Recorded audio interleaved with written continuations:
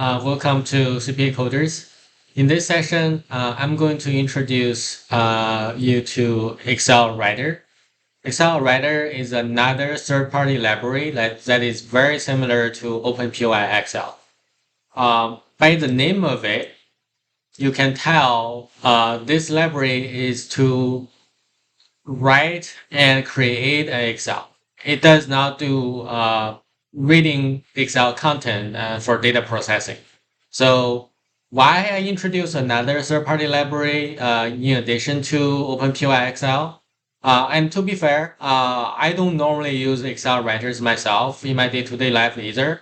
But it's very important to know how the essential functions of XlsxWriters do, because for one, this is a very important alternative to OpenPY XL because they are all open source packages out there. In case some of the open source packages are being stopped being maintained by the contributor, then essentially you can still choose the package that is constantly have future updates to basically to use in your program as a backup.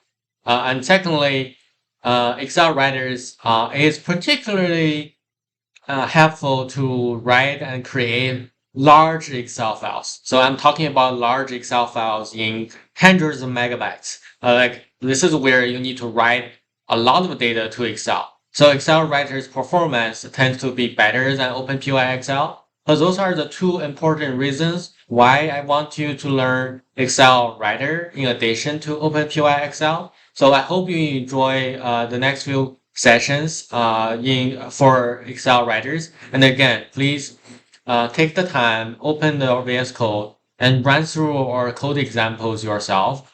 So that this is the best way to learn how to code.